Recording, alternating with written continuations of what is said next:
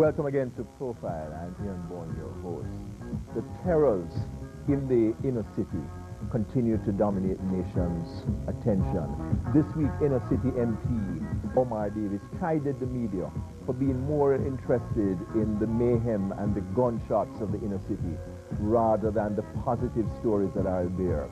Our Profile breaks that journalistic tradition in Jamaica by focusing on positive role models. This evening we focus on yet another positive model. The cultural artist, the reggae consciousness man, Paul Elliott, a person who himself has suffered. He grew up in Waterhouse, one of the most tense inner city communities in Kingston. He lost his two brothers and his mother to violence. He was a man who spent time on the infamous Riverton City dump. He speaks to us this evening from the heart, from his own practical experiences of living in the inner city. We thank you so much for having joined us. Sir Paul, it's great. No. Great to have you. It's been a long time. It's been a long time. It's true. Definitely. But the moment has arrived. Definitely. I have to give thanks and praise to the Most High. Definitely. I mean, you know, when the time is right, the appropriate things come about. Paul, so many people are now concerned about what is going on in the ghettos, the violence, the revenge, just the history of tension and antagonism. You are a person, you have lost relatives, you lost your mother, you witnessed your two brothers being killed by the gun. Yeah. Talk about that. What happened and how were you able to resist revenge? Well, that's a serious story. Resisting revenge. Yes. But at the same time, if you don't have good people around you to motivate you from all of those anger that surround you, at times of need and times of needing somebody to be there for you. You could give in to the anger, you could give in to the negativity. Easily, because you have access to all instruments of violence. Yes. And you as a man in the ghetto, you could have gotten gun. Easily. You know where to get the gun. I have access to gun them times. You had access to gun? Easily. I just accurate and it's in my hand. And you knew the people who had the guns anyway, so you didn't even have to do it physically. Definitely. But it was a sad night. That night when I lost my brother. How it happened? Well, it happened the night before one of my brothers just come from the States. Yeah. Junior. Keep mine. Yeah.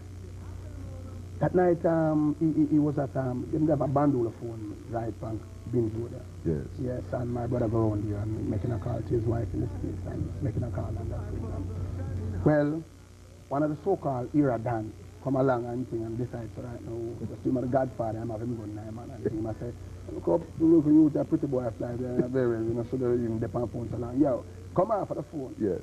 So, my brother just leave there. I went home.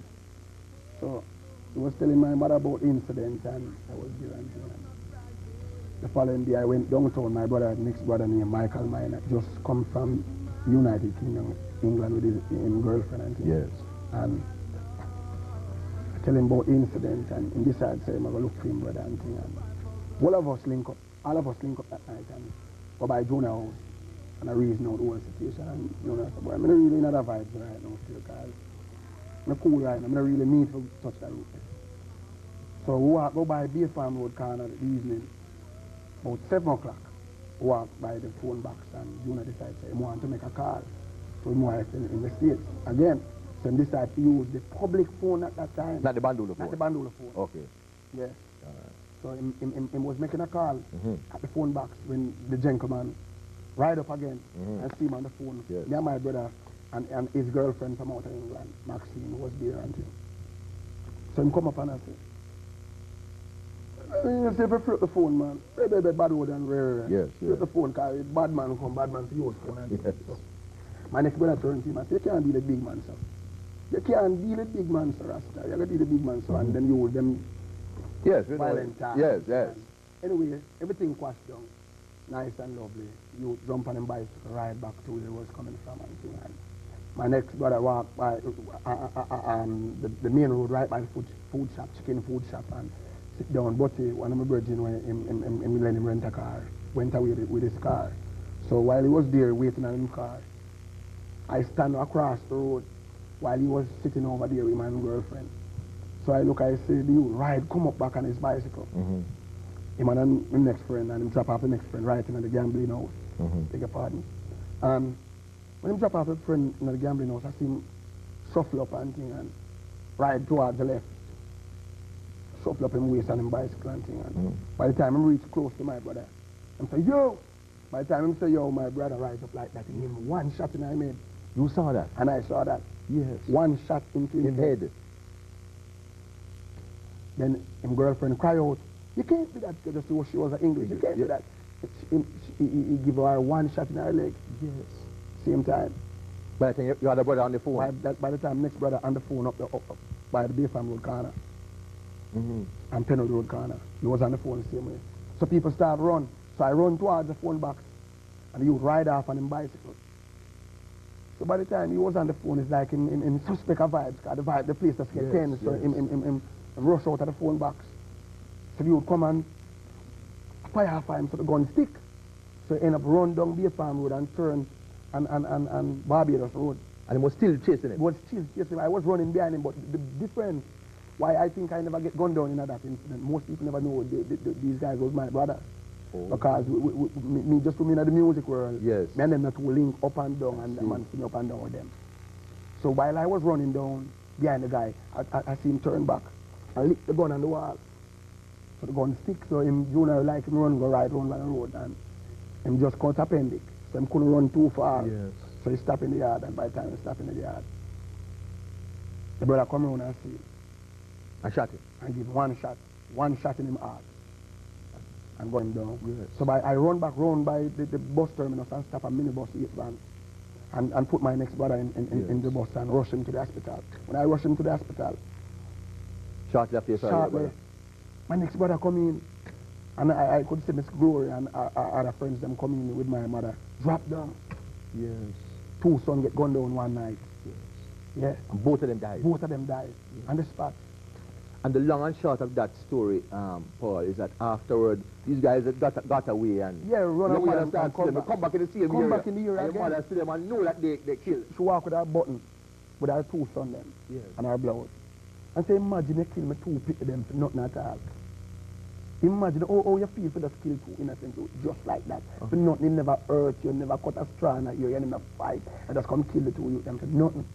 And the youth never do nothing more than organize fear death. On early morning, she not fear yard, cooking her breakfast, looking about some ackee and things. Guys come back and murder her, cold-blooded in her yard. And I go around there. I went around and look at my mother. You went and look at her? I look at her. All of my big brother them drop down and everybody, our sister come over, none of them couldn't deal with it. Everybody run around and thing. I was the person who ended up pull her up and put her into, and not even a madden come, is a police truck come and I put her into the back of the truck. How you were feeling that time, Paul? I was feeling strong, with a heartfelt emotion running through me to deal with a lot of violent things. But you felt that you were going to do some revenge? I know, say, I would do it. But at the same time, I was just thinking of the whole situation, say, everybody weak out, somebody has to stand strong. So I was the man who stand strong and deal with it right up to the burial.